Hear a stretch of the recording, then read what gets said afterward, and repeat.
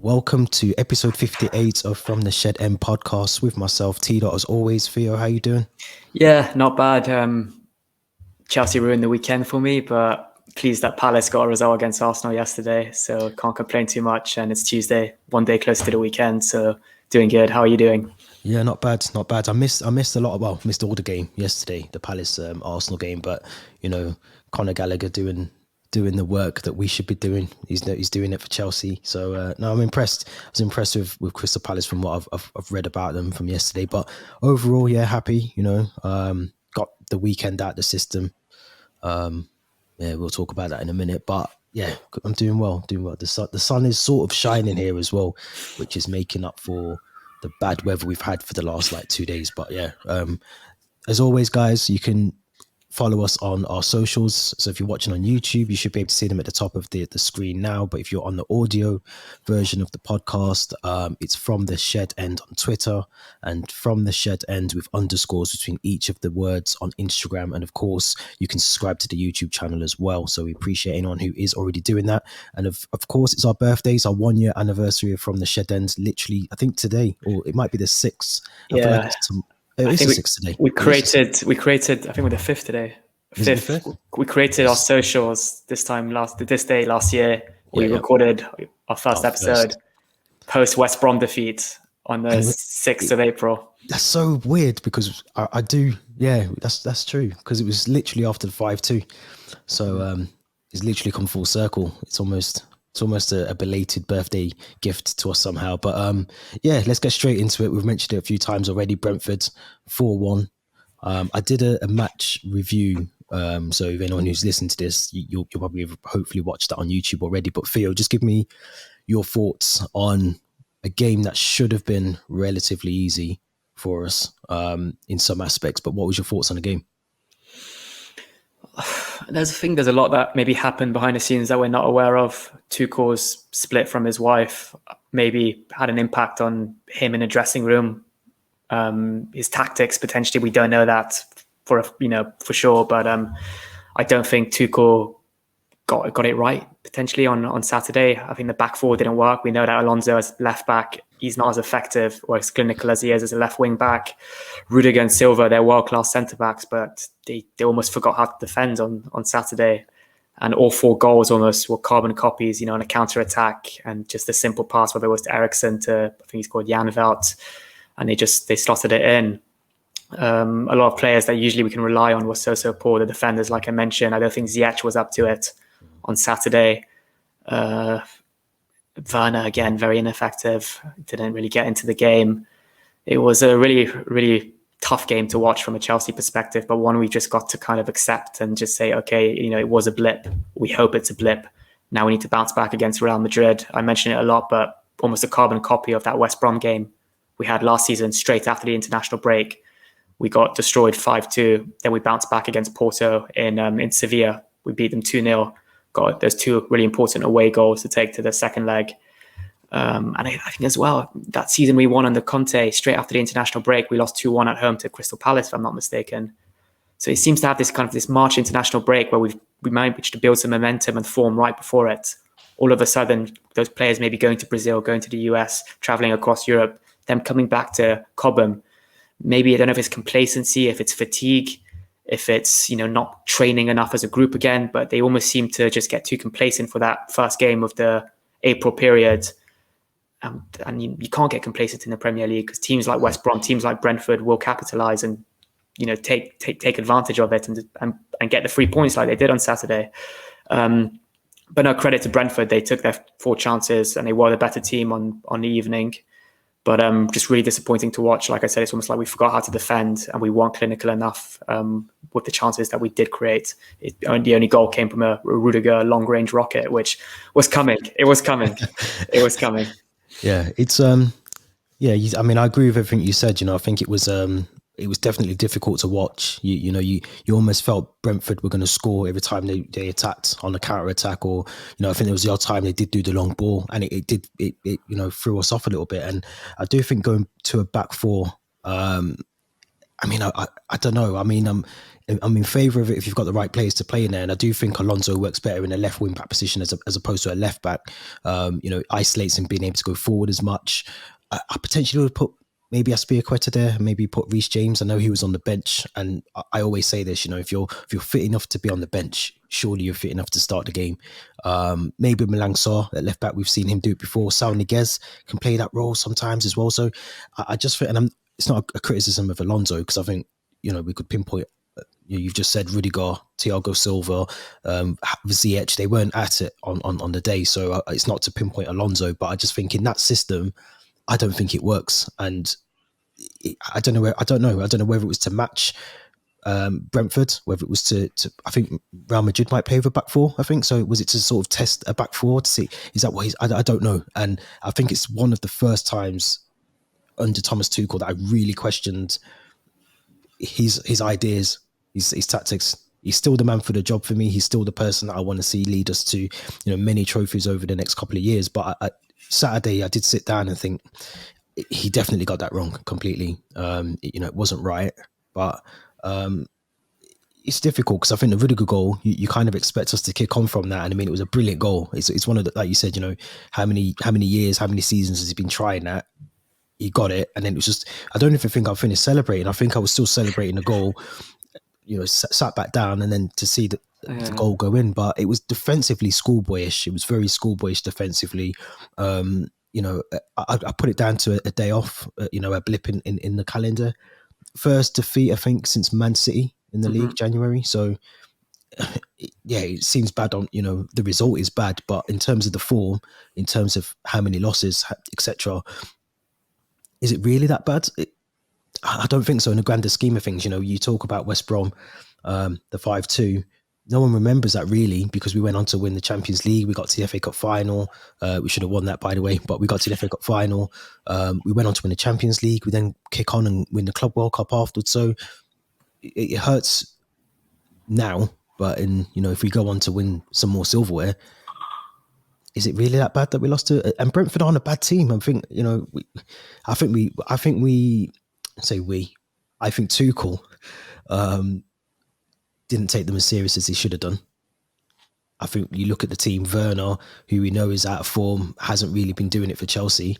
That whole left side was I didn't understand it. I really didn't. But I wanted to get your thoughts on Werner, because I think during the international break, there was, I don't know if it was an interview or some sort of comments that he made, but he did say he was willing to move away from Chelsea and go to maybe the Bundesliga again.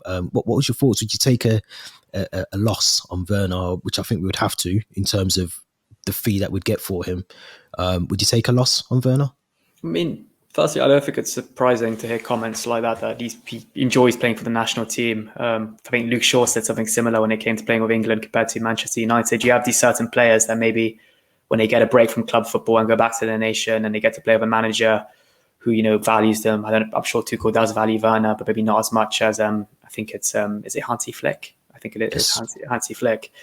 I'm not that surprised. And same with Luke Shaw, the atmosphere at Manchester United in the dressing room is probably a bit toxic right now. It seems to be very split with who they want as the next manager, whether they back Ragnick or not. So I'm not surprised by Werner's comments. And I think he's a player that Chelsea fans have never turned on. They've always supported him. They've always chanted his name. They always love him. They can tell that he's trying his best, but sometimes you just have to admit things haven't worked out. They haven't worked out. It's been a year and a half now, over a year and a half. And has he really improved since we signed him from Leipzig? I don't think so. If anything, things have still maybe even gotten worse. I think he's declined. Yeah, declined. So sometimes you just got to hold your hand up and say it hasn't worked out, and you've got to cut your losses. And I don't think we'll recoup as much as, I think, 50 million we paid for him to get him from Leipzig. We'll be lucky to get 30, 35. But he's the type of player that no matter where he goes, whether it's Serie A, back to the Bundesliga, as a Chelsea fan, you'll want him to thrive, because he is a good player when he's playing on it, well on his day. And you can tell that he needs to maybe just go and enjoy his football elsewhere. I don't know if that will be a permanent move or a loan, but we're going to talk about him in a bit, I'm sure. But Conor Gallagher is a player that's going to be coming into the Chelsea team next season, hopefully, maybe even Armando Broja. And that means that there'll be more competition for a starting place in the lineup, and that could come at the expense of Timo Werner. So, like I've said many times, if a player does get sold this summer, forget about the Kennedys, the Ross Barkleys. I think Timo Werner will be the first name on that list. Yeah, I'd have to agree. I just think it hasn't worked out. I think it's and you're right. Don't think the fans have ever really. I mean, they've had a moan. I've had my moan, so I'm sure other Chelsea fans have as well. But we've always backed him. We've always reassured ourselves that he will, show what he's capable of doing in the role that he's expected to play at the club. But it just doesn't seem to have happened. Whether that's confidence, whether it's just understanding what Tuchel's expecting from Werner, it just something hasn't worked. And I think the best option for Chelsea, maybe for Werner as well, which kind of leaves the door open for him, is to go out and get a loan somewhere else. Maybe come back. You look at I'm thinking Courtois. I think when he went on loan as well. You got to think: are these players really? Do they really want to be at Chelsea, or do they want to be elsewhere? And I think that's a decision that comes from Werner. So I wanted to talk about Ruben Loftus-Cheek because I was critical of thinking my players' ratings about Ruben Loftus-Cheek, and I kind of still feel like this. But you look at the other graduates from that sort of core group. You look at Mason Mount, Reece James, Tomori, Tammy Abraham. The list that goes on and on. All these players, even maybe a Conor Gallagher. I feel like Ruben Loftus-Cheek is one of these players that, and I'd probably put Callum Hudson-Odoi alongside Ruben Loftus-Cheek, but they're two players that just aren't going to develop anymore. They've almost hit the ceiling. They need to move on. And I feel like, and it's horrible to say that about Ruben Loftus-Cheek because he does show you that one game in 8 or 10, however many times he gets to start a game, but he does give you that one game where he looks like he's kind of showing signs. But against Brentford, he was playing a bit deeper. He was playing defensive mid, I think, so a bit deeper. But do you think Ruben Loftus-Cheek's time at Chelsea is up? I'm actually I'm in disagreement with you here. I thought he had a decent game against Brentford. I thought the only reason that we're pointing the finger to him, like many of the other players, is because we lost 4-1. But his individual performance at times, like you just said, he does show glimpses of promise. He does drive the ball up the pitch. He does take players on. And I thought he was kind of the one player that, seemed like he merited a start for the next game. And I thought he was decent. But the problem is with those two players you listed, the Hudson-Odois and the Loftus-Cheeks, is consistency. And they play well for one game like Hudson-Odoi did, I think, during that November period when he got, I think, 6 or 7 games in a row. And then they just drop off or they get injured or they're kind of in and out of the team. But they're two players that, as Chelsea Academy graduates, you want them to thrive, you want them to do well. But like compared to all those other names you listed, it's maybe hasn't worked out as well. I've said it before, Hudson-Odoi could have really benefited from a loan maybe when he really broke into the team. Loftus-Cheek had those 2 loans, but really struggled with that long-term injury, I think, to his ACL, if I'm not mistaken. Yeah. And then again, I don't think the system suits Loftus-Cheek. He's playing in a very deep role. Play him as a number 8, play him as a number 10, but don't play him, alongside a Jorginho, a Kante, Kovacic. I'd love to see him higher up the pitch and really show what he's capable of doing when he actually busts into the penalty box. And I think it's that game against Juventus at home. We won 4-0. He did get into the penalty box. And he was just dribbling past players, shielding the ball so well. So there is a side to me that does want to see him maybe play in a different system or a different position. But it's a tricky one because, like you said, we really want them to do well, but he hasn't really worked out as well this season, at least for them. Yeah, because I think he's 26. So we're talking peak years. He should be more involved in the first team. He should be look at Conor Gallagher. Okay, I'll bring him up again, but Mason Mount. You look at these players that he's been around at some point. Even players that are younger than him, are now playing, in the Premier League, albeit on loan.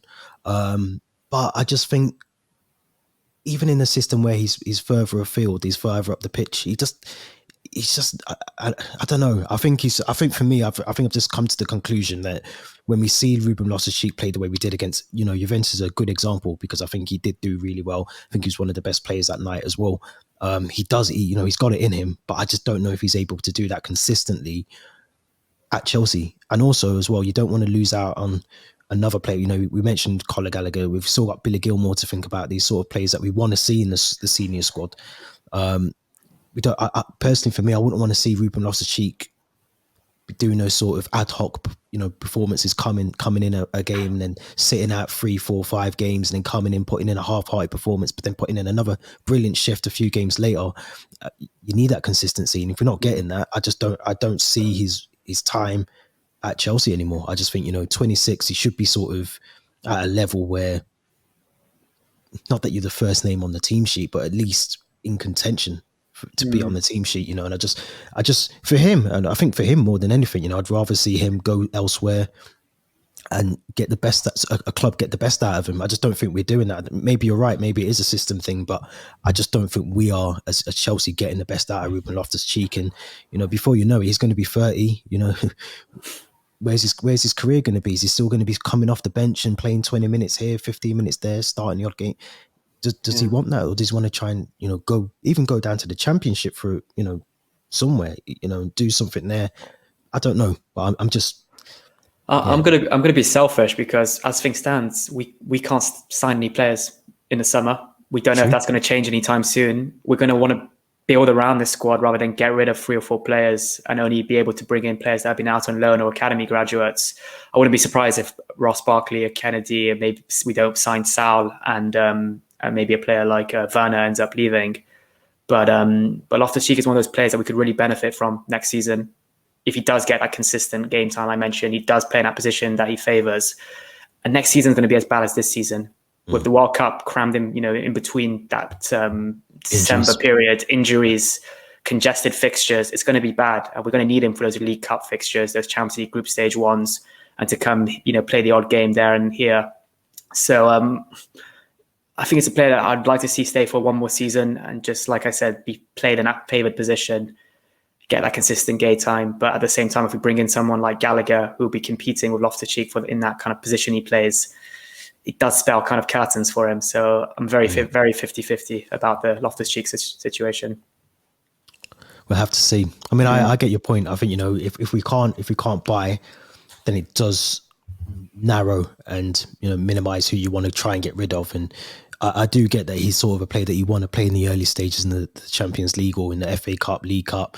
But is that what he wants, I suppose? Does he want to be known as the guy that just plays the FA Cup games? Or, I think he's better than that. And I think that's what, I think he can go on and give himself a decent career somewhere else. And if it's not at Chelsea, then fair enough. But I'd love to see a fully fit, full season, almost when he was at Palace. When he was at Crystal Palace, I thought he'd done.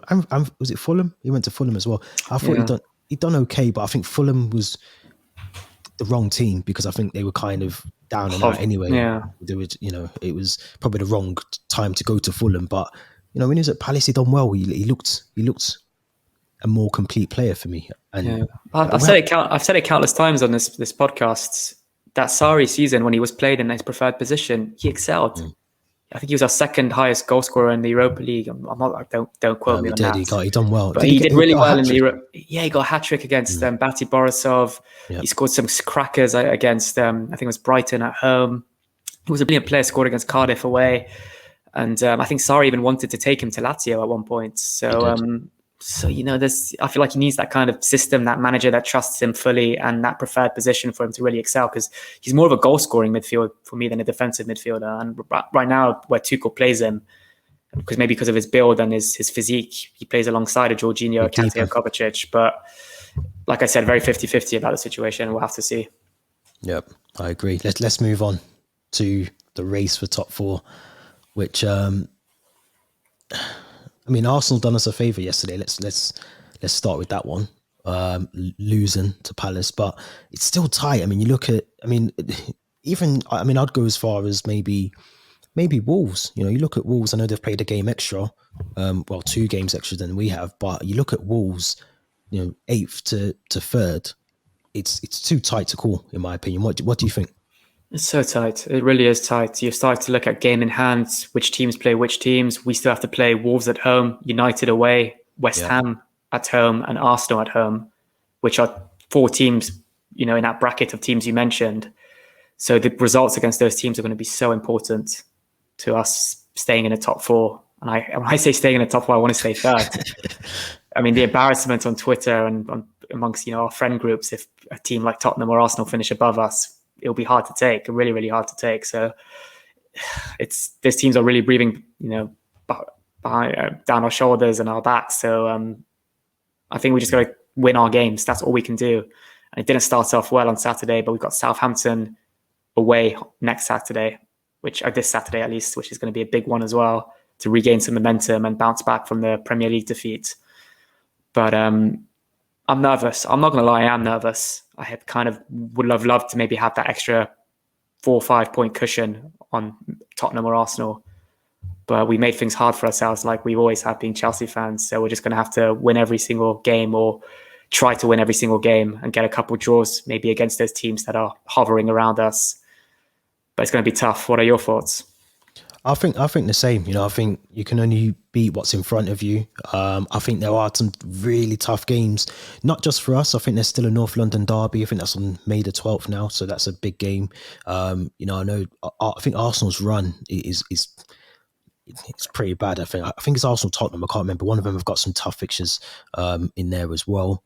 But I think, it's tight. And realistically, from where we were, a couple months ago, we shouldn't even be in a position where we're talking about, are we going to finish third, fourth, or not even get a Champions? We shouldn't be in that position. We find ourselves here, but I just think we're in the driving seat at the moment. Big game on against Southampton coming up. We can't afford to drop any points. Yes, we've got a small cushion, but I agree with you. Even a 6 point cushion is nice, but it's too close to call, in my opinion. I think the North London derby will be massive. I think that'll be the game that kind of decides who's going to get fourth, or out of those two teams, who's going to make it into that sort of top 4 for me. But you can't rule out Wolves. I look at Wolves. They're only 4 or 5 points off a European nearly Champions League place, and I think there's going to be a dark horse that comes in, whether it's West Ham or whether it's Wolves. I look at United, and I don't think, not to disrespect them, I just don't think they're a team. They've got some really good players. I just don't think they're a team, so I don't think they will. But yeah, we can't afford, if we're going to be honest, we can't afford for Tottenham or Arsenal to be above us at the end of the season. And I think that's what it comes down to. Whether we finish, third and we write off this season, then great. But we just can't afford for Tottenham or Arsenal to be above us. And that's just me being honest. Like you said, the WhatsApp groups and internet will be in a meltdown that day. So we can't afford for that to happen. Yeah, they'll celebrate finishing above us like it's a trophy. So we can't afford that. But no, really, really tough games for us as well. We've got United away. We haven't won at Old Trafford since May 2013, which is, it's a tricky ground. It's been a tricky ground for us. Leicester at home is another one we haven't spoken about for us. Goodison away. Everton away. Even though they're abysmal right now, Everton, you just know. Oh, they'll turn up for us. They'll turn up when we go there, like they kind of turned up when we played them at Stamford Bridge. Yep. Yeah, Crystal Palace FA Cup semi-final as well. They look like a really good team at the moment. I'm not so confident about that one anymore. Even West Ham, I know. Even West Ham, yeah. West Ham is a very. These 2 games here are going to be crucial. You look at the Arsenal game, you look at the West Ham game. We dropped 6 points there. We may as well forget about Champions League because they're 6 points already. So we'll just have to win the Champions League to qualify. Yeah, do it the hard way. But way. I think it is going to come to he might come to the final wire, the final game. Luckily for us, this is going to come back to haunt me, I know, but luckily for us, we've got Watford on the last game of the season. You should expect us to beat Watford, but they may be relegated by then as well. So it just takes me back to the Aston Villa game last season. So we should beat Watford, but we never know. Gareth bailed. Yeah, that was it. But let's talk about 5 subs, which is the announcement that came out early this week, that from next season, there will be 5 subs introduced into the Premier League, which is what something has been, I think a lot of the top Premier League managers, fans, pundits across the country have been calling for. I think some of the other European, I think Italy, maybe even Spain, currently still do that anyway. What's your thoughts on the 5 subs? I'm all for it. Maybe I'm all for it because I'm a Chelsea fan like yourself, and we've got so much quality that can come off the bench, and such amazing squad depth. But it's currently in place in the Champions League. We're allowed 5 subs in European competitions. Like you said, I think other leagues, they have an unlimited amount of players on the bench and they're allowed 5 subs as well. So you do wonder why not England, especially if competition that's congested with fixtures, doesn't have a winter break like they do. We're going to have the World Cup next season. So more and more injuries. And just going back to the point of, why we should keep Loftus-Cheek. He's a player that if we do have 5 subs could really benefit from more game time. Same with players like Conor Gallagher, Billy Gilmore, who will potentially be in the squad next season. We'll be seeing more youth coming off the bench, I think, not just for Chelsea, but other teams. And it's an opportunity for teams to really showcase what they can offer off the bench. Maybe it won't favour teams like Burnley, Watford, and those teams as much. But as a Chelsea fan, it may be a bit selfish, but I'm all for it. I think it will favour us. We're one of those fortunate squads, more than I think of maybe a City, because you look at City's bench, I don't think it's as strong as ours, if I'm honest. Their starting 11's amazing, but then you have the likes of a quality centre back player like Zinchenko off the bench, Nathan Ake, exactly. Whereas we have Pulisic, Kovacic, these type of players that could come off the bench and really impact the game. But I think five subs, it'll be good. I think it will really benefit us, and hopefully. I say benefit us, but it will benefit the bigger teams. But it's needed just to prevent injuries as well. Yeah, no, I think I agree with everything you said. I think it gives opportunity for some of the youngsters. We've got a really good youth set up, and I think it just gives them an opportunity. And you think as well, sometimes you do want to potentially rest a couple of your players. You want to start them, but maybe bring them off, and it just gives managers the option to do a bit more with the squad. I think it will impact the game slightly. I think, like you mentioned, that there's clubs that have got smaller teams or less quality players to bring on, but that's just the way the cookie crumbles. So I think it's going to benefit us in terms of Chelsea, the bigger teams, but I'm all for it, and I think it hopefully will reduce injuries as well. I think that'll be a big thing. You think about some of the times you've had to potentially play a player knowing that they're not fully fit, or it's going to reduce. I think it's going to reduce injuries. You'll have the opportunity to rest a lot more players, and also bring on some quality players, maybe from the youth setup as well, like you said. But I'm looking forward to it. I think it's well overdue as well. I'm not sure why it's taken so long for it to come in, but at least it's here. And like you said, the World Cup I think is going to be massive as well. The fact that we've got it broken up in the season, it can only be a bonus, can only be a plus. Yeah, and like I think you mentioned as well, we're seeing so many teams now having to finish the game with 10 men because players getting injured. If you have that 4th and 5th sub, it can prevent that. You can finish a game with 11 players on the pitch rather than be forced to take a player off. So really, kind of just to back your points, it will prevent injuries for sure. Yep, I agree. Let's turn our attention to tomorrow. Big game, big smile on Theo's face if you're watching on the audio version of the podcast. I think that's because he's going to the game, and I know he's excited to see Real Madrid.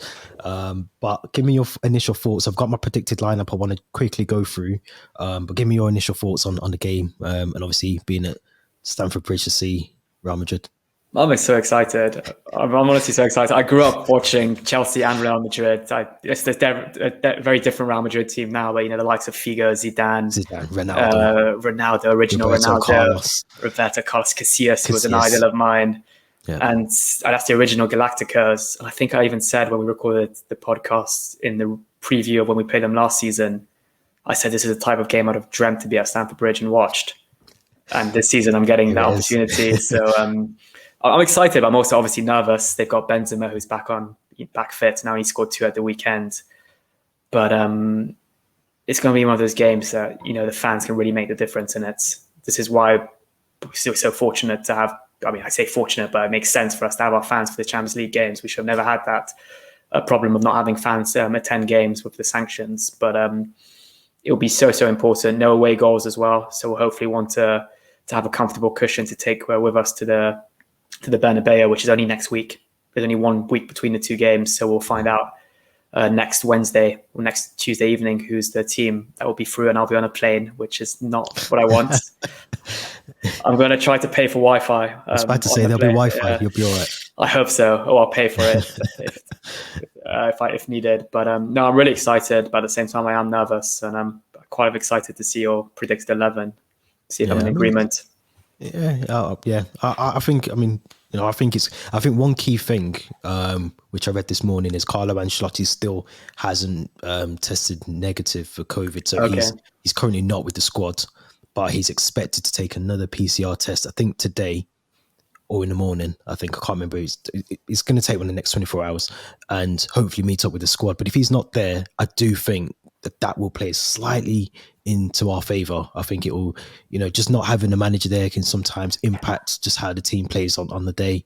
I think back to the game, I think it was in the Club World Cup, Al Hilal. Yeah, we didn't have Tuchel, did we? We didn't have Tuchel, and yes, we won, but it was a very sort of weird performance, if you remember. And I think just not having your manager there, not having a gaffer there, sometimes it just plays mentally into the players' minds. Villa away, they didn't have Gerrard when we played them, and I think they looked quite poor, especially in that second half. So it does have an impact. You're right. Yeah. So I think just if he's not there, I mean, I don't want to wish COVID on anyone, but if he's not there, then it kind of works in our favour slightly. Home advantage as well. I think that's going to be really important. I think having the fans in the stadium making as much noise as possible is going to help as well, especially after the weekend's defeat to Brentford. There's going to be a lot of players that want to try and get that out of their system and just try and kick on with the season. But I'm not going to keep you in suspense anymore, Theo. I'm going to show you my predicted lineup. I think it's self-explanatory, to be honest. I don't think there's anything really, in my opinion, that I would change in here. Hopefully you can see this. It looks a bit small, but just for anyone who's listening on the audio podcast, I've gone for Mendy in goal. I've gone for the usual sort of defence line for me, Reece James right wing back. I have gone for Azpilicueta in centre back role. I think that'll be crucial. I'll explain why shortly. I've gone for Thiago Silva, Rudiger, and made up as well with Alonso at left wing back. I've gone for Kante and Kovacic in midfield, and Pulisic, Havertz, and Mount as a front three. So I'm going to stop and let Theo dissect my predicted lineup. What do you think, Theo? I'd have to agree with all 11 of those players except for maybe one, which is Jorginho over Kovacic, potentially. Okay. I do think these are the type of games where Jorginho does excel in and really shows what he's capable of doing. And if we remember all those knockout games last season when Kovacic was injured, I think both the Real Madrid legs and both the Porto legs, if I'm not mistaken, I think Jorginho played them. And I say all the time, he sets the tempo in that midfield. He's very, very cool and composed. And then having that option to bring Kovacic off the bench in that second half to just bring a bit more energy and charisma to that midfield would be really, really valuable. I was reading, I'm not sure if it was from a reliable source, but Mendy hasn't trained for the last 2-3 days. That doesn't surprise me because which we didn't mention, but if you notice, and this is why I wasn't really critical of Mendy in Brentford, I think he definitely his right knee, he took a knock anyway. And I think during the Christian Eriksen goal, he took a second knock. So I think there's something wrong I think there might be a slight injury. So now you've said that, it does jog my memory. But I think even if Mendy's not fit, we've spoken in depth about Kepa and the performances that he's put in so far under Tuchel. I wouldn't be too disheartened to not see Mendy and Kepa in goal because I think we know what Kepa is capable of doing in goal. No, but I agree. I think Kepa or Mendy, hopefully it'll be a comfortable watch for us. I do feel a bit more confidence when Mendy does play, but just a tiny bit more. Now that Kepa's really improved this season. Front three of Mount, Havertz and Pulisic, I'd agree there. I'd definitely agree. And that gives us the option to bring players like Werner, Ziyech and Lukaku off the bench. But I think the most important thing about this formation is just having that back three with the wing backs. We can't be playing a back four again and allowing ourselves to maybe be exposed to some leaks or risks like we did against Brentford. Yeah, and I mean, it'd be good, because I think, like I was saying before, Alonso, you see him sort of getting into this sort of role so much in the left wing back, whereas on Saturday he was just very reserved to go forward expectedly in the back four. But you see him get into these kind of positions here. Same with Reece James. The overlap. Mount plays slightly closer to Havertz. Pulisic does the same. Gives all this space here for your left wing backs. And if you think back to the two games last season, we did actually run Real Madrid ragged, I would say. To an extent, and I think we can do the same. The reason I went with Kovacic is because I do like the fact that Kovacic for me does more in this area here, and I think if he's here and you've got Kante sort of here, it kind of allows, again, Alonso to do that. It allows Kante to come here. For me, it just works a bit better when you've got Jorginho and Kante. You do again lose some of that creativeness in the midfield. But I do get your point. I think going back to the two games last season, I think Jorginho was brilliant. Probably arguably one of the best players on the pitch in both those games. So yeah, I mean it's a tricky one. It's one of those ones. Who do you leave out? But I potentially would have gone for Kovacic there. Pulisic is a good one to talk about as well, because he didn't. I think he got a private jet chartered for him to come back from America due to the timeless of when America played in their internationals, but he didn't feature on Saturday, which was strange, because why would you get a private jet to rush him back to not play him on Saturday? Wasn't on the bench either, I feel. He wasn't on the bench either. He wasn't in the matchday squad, so not sure why. But anyway, my point is he should be fully rested. Nice recovery, a couple of days to sort of just get embed back into the team and get back into training. So I'd expect Pulisic to if not start, definitely play a part in the game tomorrow. But Havertz, I'm expecting some good things. I thought he had a really good game Saturday. But yeah, playing him back in that sort of number 9 role, I think will play to his strengths as well. But yeah, I think with that formation, that team, I would expect us to get a win. I don't think it'd be a comfortable game. I think I'll gladly take a 1-0, 2-0. I'm going to ask you your predictions actually. What was your thoughts on a prediction? Originally, I was going to go for a 1-1 draw and that's what I predicted on the app, I think. But now having heard you talk about that front three and what could be, I think if we get it right with the fluidity of that front three of Pulisic, Mount and Havertz, and able to create those pockets of space in between those Real Madrid defenders, who, if I'm completely honest, aren't the most agile of defenders. Yeah. Militao, Alaba now. I don't know who else we could be seeing. Maybe Carvajal, who's kind of on the wrong side of 30 now. I think we could maybe have a replica of those games we saw last season where we had so many kind of chances in their penalty box, and we really threatened Thibaut Courtois and the Real Madrid goal. I'm just having to hype myself up there. I might go with that extra goal for Chelsea. So I'm going to go with 2-1, but it might come to bite me again, because just how poor we were again on Saturday, and we just can't allow ourselves to be like that again. But hopefully the back three will solve that issue. So let me be confident and say 2-1. I think with the back three, the two win backs, I think it's going to be a lot more. Not a lot more, but it's going to be more comfortable than watching the game on Saturday. I think we'll be a bit more comfortable. Like I said, it allows Reece James or whoever, Reece James, Alonso, to get forward a bit more. It just provides that extra cover at the back as well. And one thing we do have to do is definitely keep Benzema quiet as much as possible. I think, give him a chance, he's going to take it. So ultimate aim is to keep Benzema and Modric as well, if Modric plays. Modric is for me, it's still world class. I still put him in that sort of world class territory. Kroos, Modric, they're the creative hubs for Real Madrid. Great passing, accuracy. Vinicius is another one, potentially alongside Benzema, could really threaten. But I think Benzema is the main threat, like you said. If it wasn't for Mendy's heroics last season, he could have easily scored a couple more. And we saw how they dismantled PSG as well. So, it was Brentford-esque in a way, 3 goals in the space of 10 minutes. Yeah, no, it was. We can't afford for that to happen. And I think, Tuchel will definitely be aware of that. He won't want to have a replica, of that again from Saturday. So I'm going to go 2-0. I'm going to stick with my 2-0. I'd love it to be 2-0 so we can go to the second leg next week and just be a bit more comfortable going into the game, have a bit more, hold our chest high, and be proud to go out there with the 2-0 rather than chasing the game. I hate watching games where we're chasing, the game and we're having to try and grab an early goal. I'd rather just get the 2-0 and be comfortable and potentially not really try for the third in the second leg. Take what we've got to the Bernabeu and let Real Madrid bring it to us instead.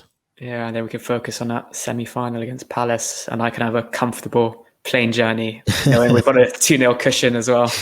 Well, we say comfortable, but it's Real Madrid. So it's never comfortable with Chelsea, to be fair. And yeah, it's a very good point. It's a very good point. But of course, guys, if, as I said at the start of this, if you are listening on the audio podcast, we have our socials that you can follow. There will be the link in the description as well on the podcast, so you can just click one of those links. It should take you straight to the social accounts.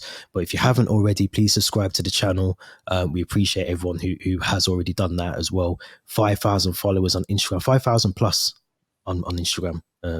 So yeah, Theo's hard work that he's doing on there as well. Twitter as well. Make sure you get the Twitter. We're nearly at 1,000 on Twitter, so we appreciate that as well. And again, if you're watching on YouTube, make sure you go and listen to the audio podcast. Apple, Spotify, all of the podcast streaming outlets as well. But Theo, as always, thank you very much for joining me on our birthday anniversary of From the Shed End. Thanks for having me. And yeah, 1 year from the Shed End, it's really flown by, and it has gone really quick, hasn't it? Yeah, we've had some good moments there. Champions League, Club World Cup. We've had some downs as well. We've had a lot of downs.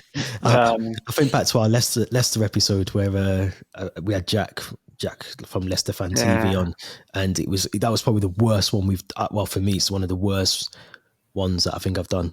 Yeah, I mean, deep down, I had a bit of a smile on my face knowing we were in a Champions League final. I think the following weekend, but no, it was tough to take. I was at Wembley that day, just like I was at Wembley during the League Cup final a month ago. So we've had some downs, like you said, but I think Champions League final, Champions League victory in the final, that's the kind of main highlights of it. What FA Cup? Who, Leicester? What FA Cup? Champions of the world as well. Yeah, definitely. But thank you very much, everyone, for listening. It's been episode 58 of From the Shed End podcast. Until next week, stay safe, and thanks very much for listening or watching.